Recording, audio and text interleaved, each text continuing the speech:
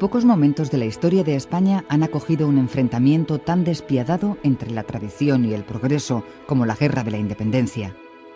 Dos tendencias naturales y, sin embargo, contrapuestas de todo individuo y sociedad se encontraron en una lucha de fuerzas.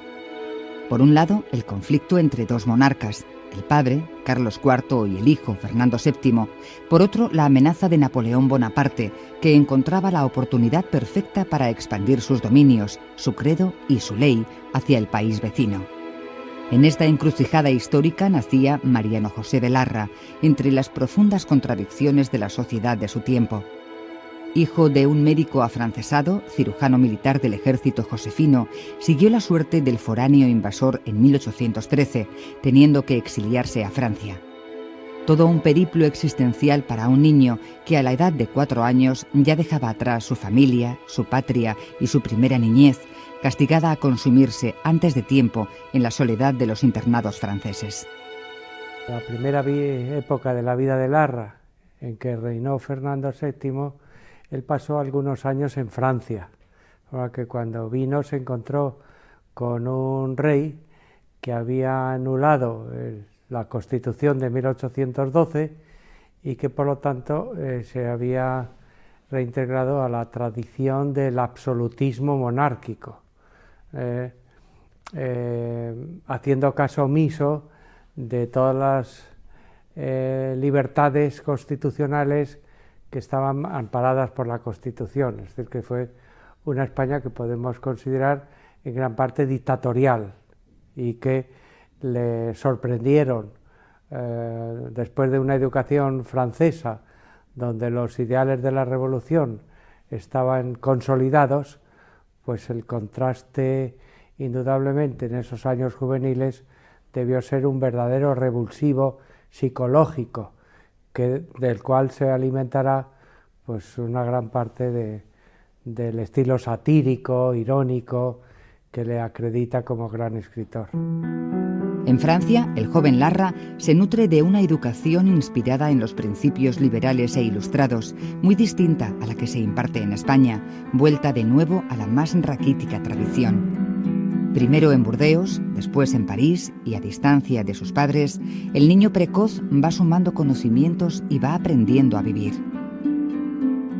El padre de Larra entonces entra en el séquito del infante don Francisco de Paula, hermano de Fernando VII, y eso posibilita el regreso de la familia Larra antes que el resto de los exiliados, ¿no?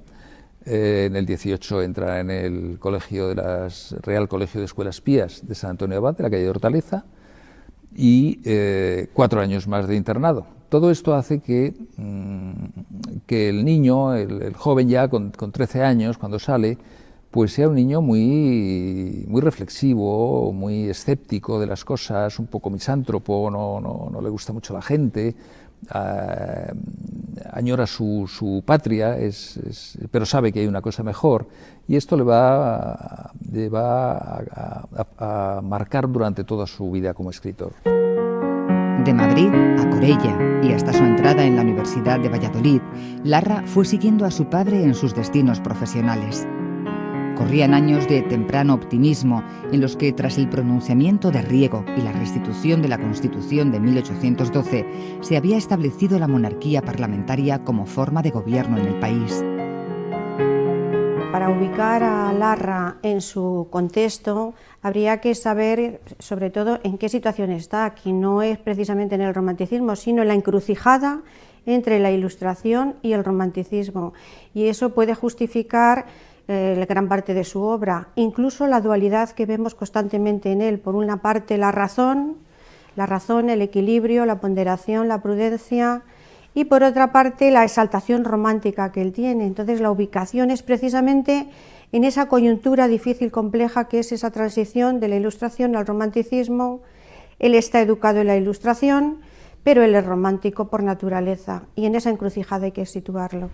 Larra se compromete con la libertad, es un liberal y es un partidario de la libertad en todas sus manifestaciones, no solo desde el punto de vista literario, rechazando las normas neoclásicas, también desde el punto de vista social y político, Larra se siente un liberal y que debe luchar en favor de la libertad, pero en unas condiciones de absolutismo político, como los que había en aquel momento, pues Larra opta por la sátira, por la ironía, es decir, por el humor frente a la dictadura. Larra moldea su personalidad y su estilo en paralelo con los desórdenes de la época. Su observación trasciende la descripción pintoresca hacia una crítica viva, mordaz y satírica. Suscribe su rebeldía una y otra vez bajo seudónimos como El Duende o Fígaro, que tanto afaman como escudan sus ácidos testimonios. En sus publicaciones periódicas, que desde 1828 comienzan a ser profusas, ataca la vanidad, la pereza y la ignorancia de un Estado que había congelado el espíritu de progreso de la sociedad. Larra en sí, ya como hemos visto, tiene un carácter complejo y difícil, ¿no? Y eso se va a ver después también en su forma de escribir, porque él lo que hace es esa rebeldía contenida que ha tenido durante años, la va a volcar en los desastres de su patria, para que se conozcan, dice, para que se conozcan y se corrijan. No es mejor español aquel que calla y otorga con todo lo que hay, sino aquel que quiere que su patria sea mejor, para lo cual hay que denunciarlo, ¿verdad? Él, no obstante, tiene esa mentalidad ilustrada por todo lo que ha leído después de la Vuelta de Francia, sobre todo, y con la intención de formarse en los clásicos latinos, griegos, en Cervantes, en Quevedo, en Cadalso, en Feijóo, en el Padre Isla, es decir, una serie de escritores pues muy clásicos, muy de la ilustración. Él era un hombre ilustrado, pero con un corazón romántico. Larra supo tomar lo mejor de las influencias para alumbrar textos sublimes. Su lenguaje plástico, directo, popular, le apartarían del esnovismo literario, a la vez que esa profunda sensibilidad, labrada en los prolongados silencios de internado, le mantendrían unido, siempre a su manera, al credo romántico. Larra es un romántico, es un romántico porque se fija en el aquí y en el ahora, y eso es la característica esencial de Larra. Entonces se fija en el hombre en sí mismo, el costumbrismo, el realismo. Entonces se tiene que fijar en el detalle, en el hombre concreto, en las pequeñas virtudes, en los pequeños vicios y virtudes, en las cualidades que puede tener la sociedad. Es decir, desde lo más pequeño, es como si construyera un cuadro y se va fijando en cada uno de los elementos, de tal forma que nos da como una especie de caleidoscopio de toda la sociedad. Pero junto a eso, todos estos elementos que nos da Larra se refieren al aquí y el ahora, y a la hora, porque él, como buen digamos, pensador ilustrado que fue, quiere cambiar la sociedad, y para cambiar la sociedad tiene que ser aquí y ahora. Es un hombre de su tiempo, evidentemente, y eso es fundamental, no es un utópico, eso es fundamental. Y por otro lado, ¿cómo lo tiene que ejercer? Pues a través de una técnica costumbrista, realista, que busca el momento, el detalle, el análisis. A partir de su primera publicación, en El Duende satírico del día, con que despega su genio satírico y su prolífica producción periodística, Larra se rodea de un grupo de jóvenes inquietos y disconformes que acostumbran a reunirse en un café de la calle Príncipe, la tertulia bautizada con el nombre de El Parnasillo, a la que asistirán intelectuales como Ventura de la Vega y Bretón de los Herreros. En tal ambiente de creación, no es extraño que Larra siguiera metabolizando visiones e influencias y se atreviera a integrar sus proclamas en los diferentes géneros literarios del momento. Desde el punto de vista del artículo, pues Larra no solo hace artículos de costumbres, como he señalado antes, es un crítico teatral. Muchos de los artículos de Larra son críticas de las obras que se estrenaban en el Madrid de la época. Que es un crítico teatral, es un escritor de artículos que tiene mucho de ensayista, porque incluso en los propios artículos de costumbres la crítica social y política está, si no presente, que en muchas veces sí lo está, en otros casos está subyacente, ¿verdad? Que hay una actitud crítica que es el antecedente de lo que luego va a ser la figura del intelectual como conciencia crítica de la sociedad. Larra, en ese sentido, fue un precursor, un intelectual, cuando no había intelectuales, avant la lettre. Y en eso es lo que tiene de atractivo y de ejemplar la vida tan extraordinaria, tan corta y tan extraordinaria de Larra. Tiene artículos sobre un viaje en globo, sobre el globo aerostático, sobre la industria. Es decir, que él está preocupado por todo lo que se refiere a su época, en todos los sentidos, y fundamentalmente por el progreso. Y en este sentido hay que tener en cuenta también que el progreso, según lo veía después Azorín, gran admirador de Larra, es que debía cambiar la sensibilidad. Y en ese aspecto yo creo que es donde realmente Larra está preocupado por el progreso, que llegue a todos y que llegue, digamos, a la sociedad. Y para eso, ¿qué tiene que hacer? Tiene que recurrir a romper las tradiciones que, por repetirse, no tienen más fuerza ni son mejores. Está en contra de muchos elementos de nuestra tradición, como los toros, la caza, etcétera, aspectos que él ve como brutalidades. Pero también está en contra del esnobismo, es decir, el esnobismo en la ciencia, el esnobismo en la intelectualidad, en las modas, en la literatura, en los estilos. Es decir, que trata de tener una postura ponderada y ver qué es lo positivo que puede aportar para una sociedad el progreso, el avance en todos los sentidos, y qué se tiene que quedar dentro de la tradición. Escritor romántico, con aspiraciones ilustradas y clásico imposible, Larra se asomó a los escenarios teatrales, primero traduciendo piezas francesas y después componiendo las suyas propias, con el fin de alterar sustancialmente las tablas, anquilosadas en las leyendas históricas con que se regodeaban aún el poder y su élite. Él lo que hace es, interpreta el teatro como una forma de enseñanza. Él piensa que el teatro tiene que ser algo que enseña al pueblo. El pueblo es ignorante y prácticamente no lee, como decíamos antes, el 80% no sabe leer, entonces a través del teatro tiene que aprender. Entonces es igual la historieta que se ponga, lo importante es que de ahí saque conclusiones positivas. Luego se da cuenta de que el teatro tiene que ser también algo que sea ameno, que divierta, pero su primera intención. Él escribe muy poco teatro, él escribe 3 obras propias y las demás son traducciones, casi todas de Scribe, un francés que estaba de moda en ese momento, y de Duchamp algunos también, pero él escribe poco teatro. Lo que sí hace es mucha crítica de teatro, y durante ese tiempo él hace mucha crítica de teatro. Va evolucionando también y hay cosas que las considera positivas, hay cosas, es decir, va haciendo su labor de crítico incluso político, desde la crítica de teatro. Aprovechando la fatiga absolutista propiciada por la muerte de Fernando VII, Larra proyectaría su crítica literaria y política sobre los marcos costumbristas. Bajo el seudónimo de Fígaro se harán famosos artículos como Vuelva usted mañana, El castellano viejo y El casarse pronto y mal. Más allá de la crítica social, Larra pretende atacar también a los carlistas, comprometido con la necesaria transformación de España.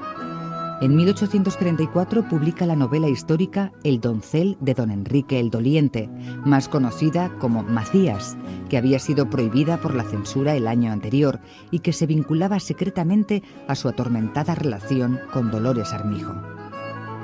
Yo creo que en Macías, que está, digamos, su obra fundamental, o en No mal mostrador, que en No mal mostrador se muestra además crítico contra todo el esnobismo, lo que trata de mostrar con su teatro, siguiendo la tendencia ilustrada de que el teatro tiene una finalidad social, de Jovellanos, que es fundamental, pues lo que quiere, lo importante de su teatro es la presentación del hombre frente a la sociedad y romper un poco con ese dogmatismo de las estructuras sociales, de un pensamiento ajustado a una tradición, es decir, manifestar la libertad del individuo. Y si para eso tiene que luchar contra la sociedad, como es el caso de Macías, o de oponerse a la sociedad, pues por supuesto que lo hace.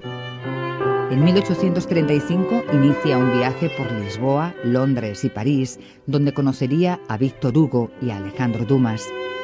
A su regreso y con los aires nuevos de Europa, la preocupación política sigue siendo el centro de sus escritos. Y si bien defiende al principio el ministerio de Mendizábal, pronto se da cuenta de que la desamortización es un perjuicio más para el pueblo. Esta sería la causa de su decisión posterior de intervenir activamente en política, pero esta vez a favor de los moderados, siendo elegido diputado por Ávila en 1836. Los amigos le consideran que él se ha pasado a los moderados, que ya no es el adalid, es el rompedor que va siempre con la libertad. Entonces su orgullo también ahí sufre otra vez más y se encuentra solo, se encuentra que no le hacen caso, se encuentra con los carlistas a las puertas de Madrid. Gómez, él escribe sobre Gómez, que estaba a las puertas de Madrid, y entonces se le aparece Dolores y le pide las cartas el 13 de febrero, ese lunes de carnaval, donde todo eran máscaras. Y él se da cuenta de que eso que ya había pensado sobre suicidarse, porque lo hace con las exequias a su amigo Campo Alange, afortunado tú que la muerte te ha llevado y desaparecer de este. Él entonces se da cuenta de que está completamente solo, ¿no? Y esa desesperanza personal que sufre por el rechazo de Dolores Armijo, el único amor de su vida, es compartida con la desesperanza de España, al darse cuenta quizá de que tendrían que pasar muchos años para que la sociedad pudiera hacerse cargo de su propio destino. Que el pueblo seguía siendo infantil, perezoso e ignorante, y que sus esfuerzos por cambiarlo serían vanos y estériles, sino solo una manera de ejercer el sagrado oficio de la escritura que a tal cúspide le había encumbrado. Nunca más creyó ya en que el eco de su voz fuera posible. Hay una famosa frase de Larra cuando señala que está condenado a escribir lo que nadie quiere escuchar. Claro, es que su mensaje se pierde en el vacío. Él tiene un gran éxito como escritor, de hecho fue el periodista mejor pagado de su época, pero no pasa del nivel de la literatura. Es decir, que el eco social y político de sus palabras se pierden. Y en ese sentido, él ha somatizado esos ideales y eso explica la tragedia final, el acabar con su vida porque ve que su vida no tiene sentido. El orgullo, quizá el componente más desequilibrado de la fórmula Larra, le dejó las llagas abiertas por el dolor de España, en carne viva, y se negó a seguir siendo juez y parte del reincidente desastre en que se había convertido su patria. Y no pudo admitir más el retraso y la injusticia en que había quedado confinado el país que amaba, el país al que consagró su obra y su vida. Larra, desde luego, es una persona prematuramente madura. Muere a los 27 años y los primeros artículos que hace son tan maduros como los últimos. Están menos desengañados, evidentemente. Pero tenemos siquiera esperanza hasta en un reo de muerte, que es del año 35. Todavía está la esperanza en Larra, porque siempre, a pesar de esa amargura y de ese sentimiento desengañado, late en él una constante sentido de la esperanza, en cambiarse a sí mismo y en cambiar a los demás. Pero ya en el día de difuntos del 36 ya tenemos, cuando está mirando como Madrid es un cementerio y se mira su corazón y dice, aquí yace la esperanza, aquí ya tenemos el último Larra, el final, absolutamente desengañado, triste, solitario, terrible. Pero claro, este sentido del desengaño va con los años. Sí es verdad que él es una persona que al estar en esa encrucijada es difícil la vida en ese sentido, y es difícil la vida viendo cómo la incultura que reina en España y que él quiere transformar no puede. Es como si ese esfuerzo suyo cada vez se siente más impotente para realizarlo. En cada uno de sus artículos posteriores, Larra fue sepultando una a una todas sus esperanzas e ilusiones, hasta la Nochebuena del 36, en que la angustia había consumido por completo al hombre y al escritor, a Mariano José y a Fígaro, que ya no tenían nada más que decir, porque ya nadie le comprendería. Y sin Fígaro, su misión en el mundo, su obra y su vida era claramente un proyecto vacío, estéril y sin sentido. Política, gloria, saber, poder, riqueza, amistad, amor, y cuando descubres que son palabras, blasfemas y maldices.